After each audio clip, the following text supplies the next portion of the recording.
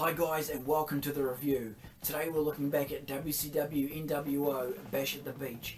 Now this show came to us all the way from San Diego, California, July 12th, 1998. And of course it was a show that was known for the big marquee matchup, the big tag matchup between Hollywood Hogan and Dennis Rodman as they took on DDP and Karl Malone. Now Malone and Rodman were of course two big personalities at the time and they were no strangers to one another on the basketball court. But here they would take their feud from the court into the ring at this show. We also had 3 titles on the line here at Bash at the Beach, including Goldberg's first defense of his WCW World Heavyweight title, which he had just won off Hollywood Hogan 6 days prior on Monday Nitro. Throw in a hair versus hair match and the awesome return of Rey Mysterio Jr. and we had an action-packed night. Let's go and check out all those matches.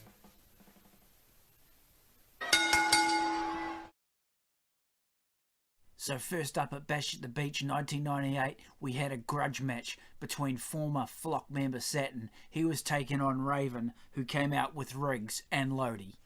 Saturn, shedding his ripped shorts and hooded sweatshirt, came out in tights and wrestling boots, showing the world that he no longer wanted to be associated with Raven or the Flock.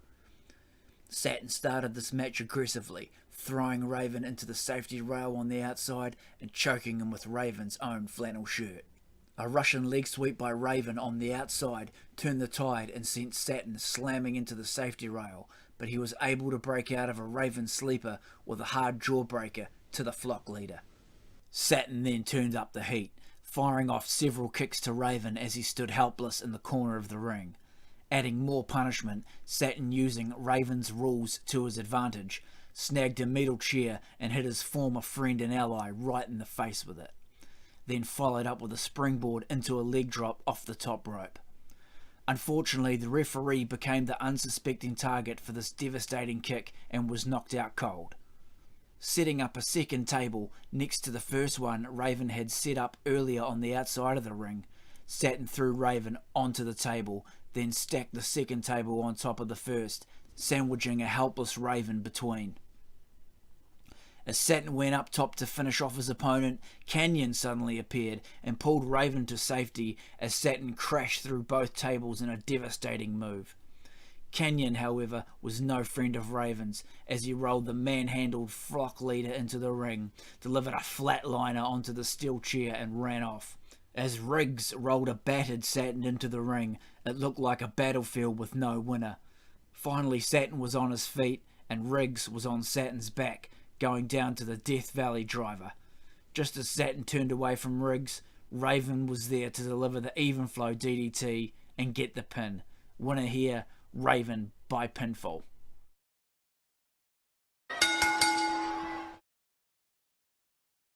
And so next up we had a pretty awesome cruiserweight match here. It was Kidman. He was coming out with Lodi. He was taking on Juventud Guerrera. Now the Flock claimed Kidman was the best luchador in WCW and had been constantly attacking the unsuspecting Guerrera week after week. At last Kidman had his chance to show the world and Juvi who the best luchador was. In an exciting show of high-flying moves and wild maneuvers, these two cruiserweights went at it full steam ahead. After several punches were exchanged early on Lodi, the ever-meddling Flockster attacked Juvi on the outside. Kidman executed a slingshot into a crossbody block over the top rope and flattened Guerrera. Not to be outdone, Guerrera flew over the top rope and crossbody both Kidman and Lodi in one swift move, laying them out at ringside. Juvi then took advantage of the situation and backbody dropped and sidewalk slammed Kidman. Kidman, despite the grueling punishment he had been taking, managed to climb to the top rope, followed closely by Juvi. As the two fought up top, Kidman managed a devastating spinebuster on Guerrera that left both men weakened and dazed. Back up top they went, and this time Juvi came through with a Frankensteiner to Kidman, earning him a 2 count. Guerrera, living up to his never surrender credo, then executed the Juvi driver on the Flock member and got yet another 2 count for his efforts. Kidman then decided it was time to finish the match and he climbed to the top and delivered his 7-year itch. The problem was, Juvi rolled out, leaving a flying Kidman to crash into the mat.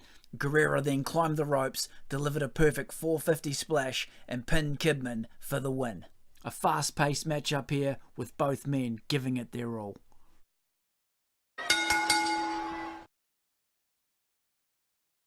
So next up we had Stevie Ray taking on Chavo Guerrero Jr.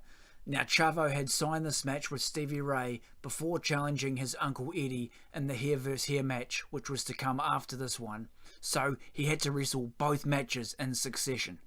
Eddy was thrilled with this, knowing that Stevie Ray would take all that Chavo had, leaving Eddy to mop up afterwards. But Chavo had a plan. Chavo walked to the ring with a rubber ducky in a tube and a squirt gun, while Stevie Ray looked on in confusion. As Chavo squirted the crowd and taunted his uncle, who had come ringside to watch the match, Stevie Ray was growing steadily more impatient with the antics of one Chavo Guerrero. At last the bell sounded, and after dedicating the match to Eddy Guerrero, his beloved uncle, Chavo ran around the ring, avoiding the bigger man. At last Chavo extended a hand in a show of what Stevie Ray thought was sportsmanship, and as Stevie Ray took Chavo's hand, the plan unfolded as Chavo, screaming in mock and pain, and tapped out. As the ref called for the bell, Stevie Ray was totally appalled by Chavo Guerrero, but that was that. Chavo's plan had come off, and now he had to face his Uncle Eddy in a hair vs hair match.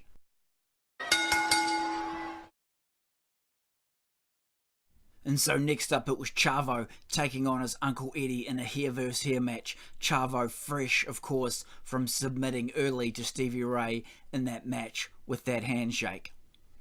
Well, maybe Chavo wasn't acting all that crazy after all. He outwitted his uncle, who fully expected his nephew to be exhausted after a match with Stevie Ray.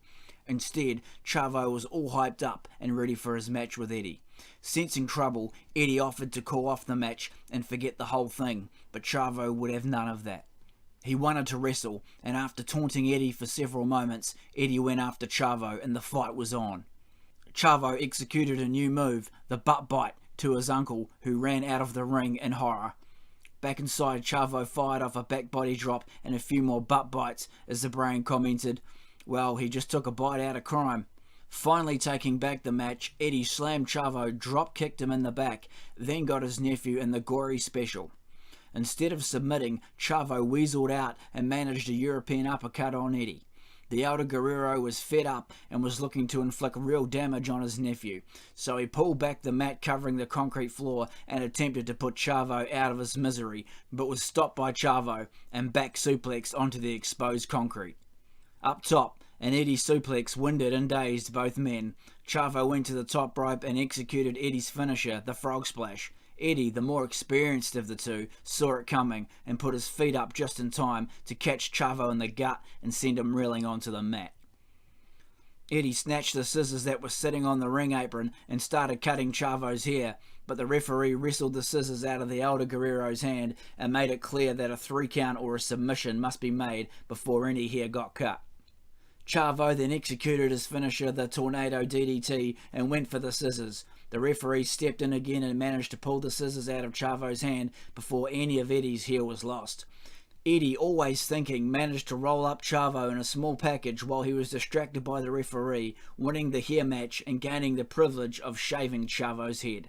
It should have been Eddy's revenge, but Chavo somehow turned it around. As Eddy watched on, Chavo shaved his own head, taunting Eddy all the way, claiming he liked his new look and that Eddy should shave his head too, so they could be twins. Disgusted, Eddy walked away from the ring as his demented nephew stayed and finished the job. I remember watching this at the time, some crazy, funny moments here with Chavo, but your winner in this match, Eddy Guerrero by pinfall.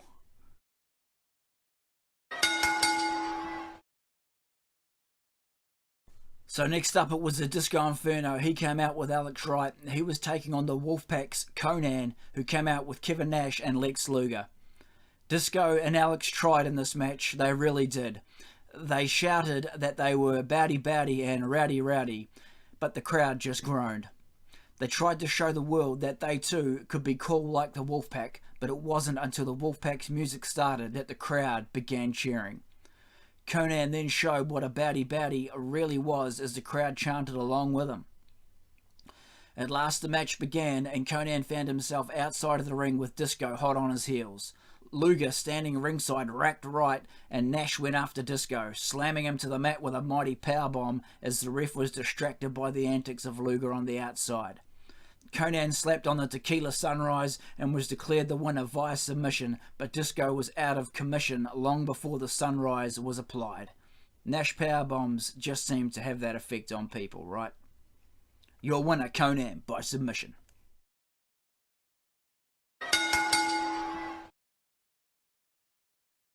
So next up at Bash at the Beach, we had the Giant. He was taking on Kevin Greene. This was a special challenge match in what was supposed to be a tag match with Greene and Goldberg against Hennig and the Giant. Greene and Giant went at it alone as the new champ Goldberg fought to keep his title in a singles match with Hennig later in the night.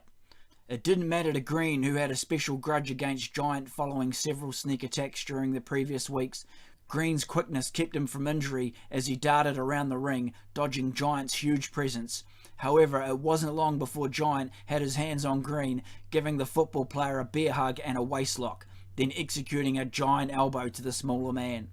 Using the bottom rope, Giant choked a helpless Greene as he laid on the mat with his throat right under the rope and Giant's 500 plus pounds as the rope slammed over and over across Greene's throat. Somehow Greene managed to rally and was met with a big headbutt from Giant and was sent outside the ring. A vicious Giant then slammed Greene's head against the guardrail. Greene managed to throw Giant into the ring post, no small feat, then unleashed a clothesline shoulder block from a top rope. Back in the ring, the 3-point stance by Greene was stopped by the Giant, and the Giant caught Greene and chokeslammed him to the mat for the win. This was a valiant effort by this football great and sometime wrestler as he walked away from the ring, banged and bruised, but still in one piece. The winner here, the Giant, by pinfall.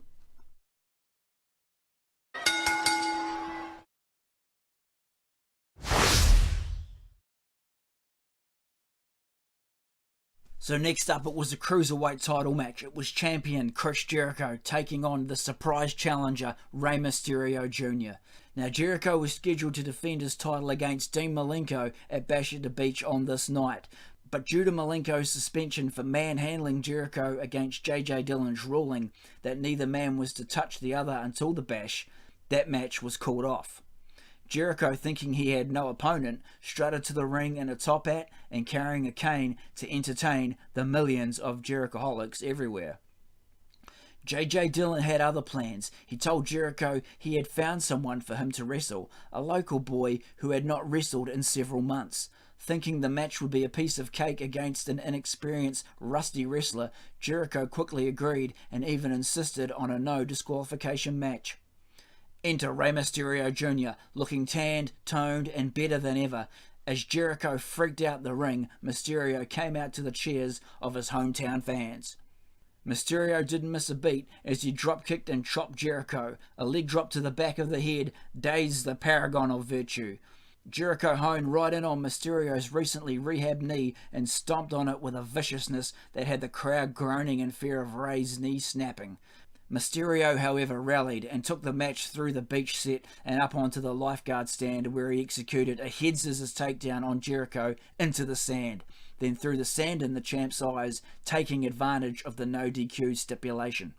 Back in the ring, Mysterio executed a crossbody block from the top rope. Jericho, no slouch himself on the top turnbuckle, power slammed Mysterio to the mat. Getting a steel chair, Jericho took the punishment a step further as he slammed Mysterio's knee, then scissored it between the chair. Luckily for Mysterio, Jericho's attempt to end his career was stopped as Mysterio rolled away as Jericho came slamming down onto the chair.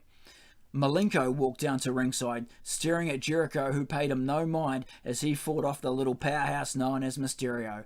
Attempting the lion tamer on his opponent, Jericho was totally taken off guard as Mysterio quickly reversed the hold and rolled the champ, make that former champ, for the pin. Rey Mysterio had extracted his revenge against the man who had forced him to sit on the sidelines for nearly 7 months after severely and brutally injuring his knee, requiring reconstructive surgery. If you can remember, guys, it was back at Sold Out 98 where Jericho took apart Mysterio's knee, leaving Mysterio on the sidelines. But Mysterio came back at Bash at the Beach this night, and your winner here, a new cruiserweight champ, Rey Mysterio Jr.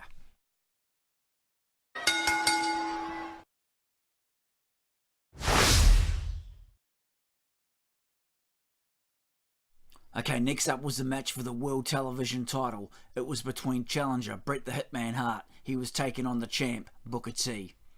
Now, Booker T had taken 2 unprovoked chair shots from Hart in the past weeks, and now the two stood toe-to-toe in the ring to battle it out.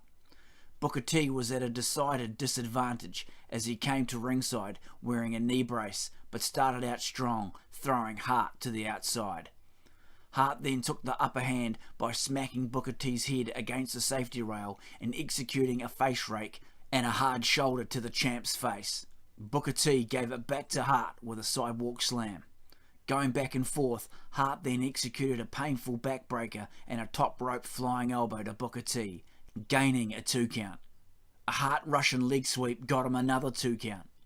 Frustration was showing on Hart's face as he tried over and over to cover the agile Booker T. A powerful kick to the face and an axe kick by Booker T were followed up by a pancake and a missile dropkick, and Booker T then covered the Hitman. A wise Hart, however, managed to drop a leg on the rope at the count of 2 to save himself. On the outside, a frustrated and furious Hart slammed Booker T in the back twice with a steel chair, immediately disqualifying himself from the match.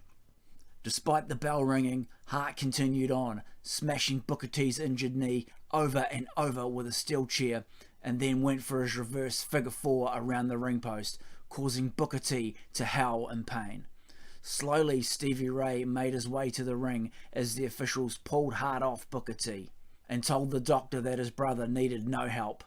Although it was clear that his brother was in desperate need of medical attention, rolling Booker T out of the ring, Stevie Ray helped Booker T back to the locker room with the doctor on the other side, holding the badly injured but still TV champ up.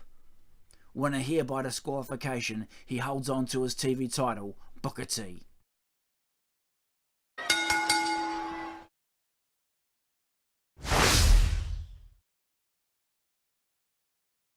And next up, guys, it was the match for the WCW World Heavyweight title. It was new champ Goldberg taking on challenger Curt Hennig.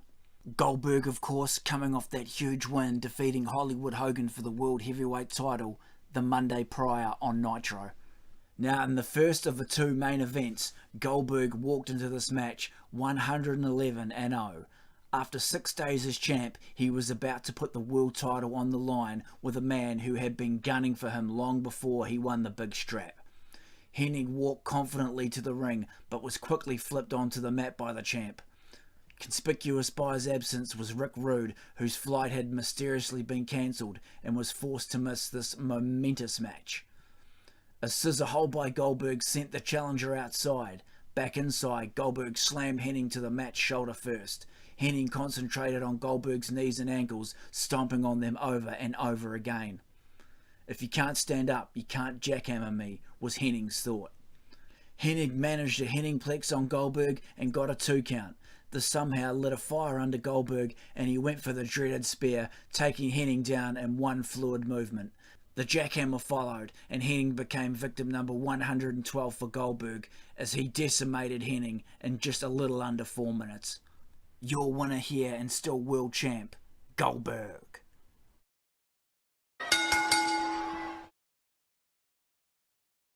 And now we go to the main event, the marquee match of Bash at the Beach 19 and a 98. It was Hollywood Hulk Hogan. He was teaming with Dennis Rodzilla Rodman with a disciple at ringside, and they were taking on Diamond Dallas Page and the mailman Karl Malone.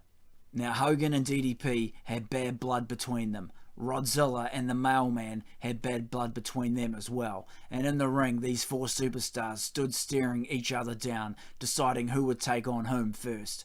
Malone and Rodman started off the match.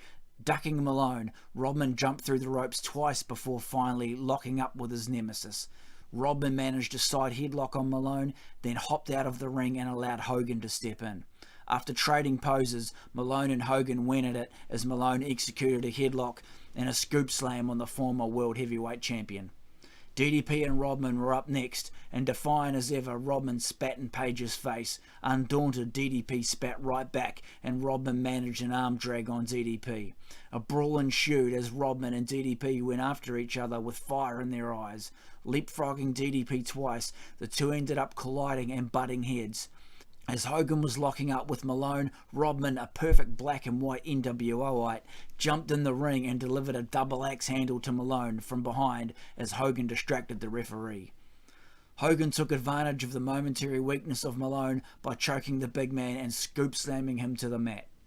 Rodman tagged in long enough to deliver 2 big elbows to the weakened Malone. Taking 2 punches to the face by Hogan, Malone looked to be in trouble as he got tangled in a Hogan rear chinlock. Malone was finally able to make the hot tag to DDP, who knocked Rodman off the apron, then slammed Hogan. However, Hogan's belt found its way across Page's side as Hogan whipped DDP, leaving bright red welts on Page's exposed skin. Rodman and Hogan double-teamed every chance they got, which was fairly often, and the Disciple was on hand to throw in some punches and to hold on to DDP from the outside as Hogan cornered him and punched him in the face. Page, as he seems to do whenever things are looking bleak, rallied at the 19-minute mark, elbowing Rodman and Hogan, but then fell victim to Hogan and Rodman's double-teaming efforts. Malone was ready and willing to be tagged in and quickly clotheslined both Rodman and Hogan, then scoop slammed them both to the mat. Grabbing both men by the head, Malone cracked their skulls against each other, causing Hogan and Rodman to see stars. Page came back in and indicated the time had come as the crowd roared in agreement. He slapped on the diamond cutter to Hogan, but as he was about to get the 3 count and win for his team, DDP was stopped by Rodman, who jumped into the ring and stopped the count. He slapped on the diamond cutter to Hogan, but as he was about to get the 3 count and the win for his team, DDP was halted by Rodman, who jumped into the ring and stopped the count. Malone jumped into the ring and gave Rodman a perfect diamond cutter, but by this time the Disciple had joined the others in the ring and hit Diamond Dallas Page with the Apocalypse. As both Hogan and DDP lay on the mat, the Disciple quickly rolled Hogan over onto DDP, and as the referee, baffled by all the excitement in and out of the ring, turned, he saw Hogan covering DDP and counted 1, 2, 3. A furious Malone put the Disciple in the diamond cutter, then for good measure, diamond cutted the referee. As DDP and Malone left through the crowd, the black and white nWo came out to celebrate with Hogan and Rodzilla. Your winners here of the mega tag team match here at Bash at the Beach was Hollywood Hogan and Dennis Rodman by pinfall.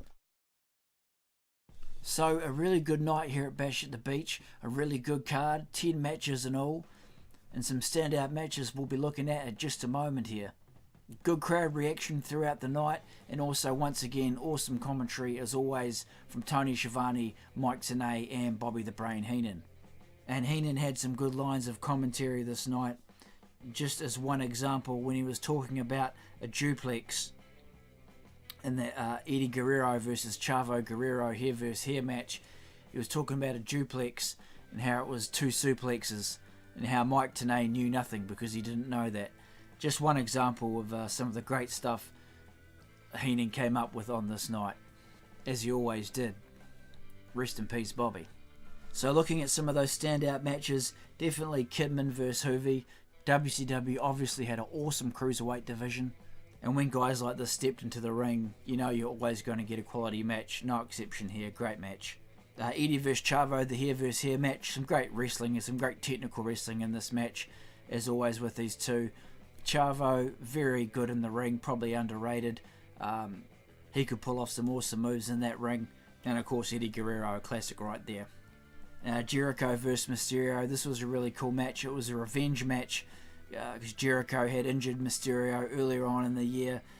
And the crowd just went absolutely crazy when Mysterio came out. There's some awesome moves in this matchup. Mysterio doing that awesome head scissors off the top of that Bash at the Beach set, and just a really good, fun, exciting match here.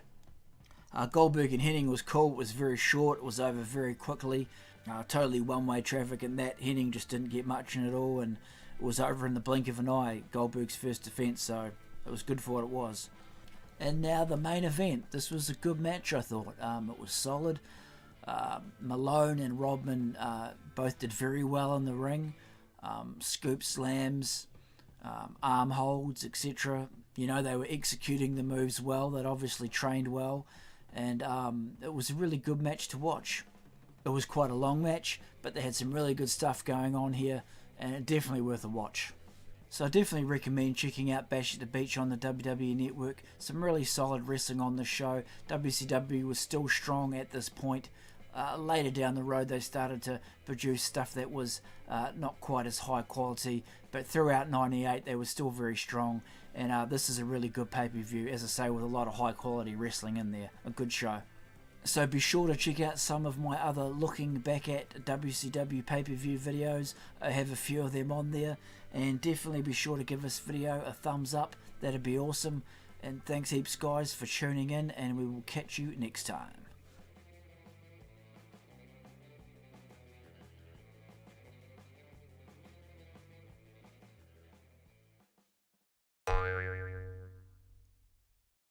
Now this show came to us all the way from San Diego, California, July 12th, 1998. Hi guys, and welcome to the review. Today we're looking back at WCW nWo, A Bash at the Beach. Now this show came to us all the way from San Diego, California, July 12th, 1998. And of course it was a show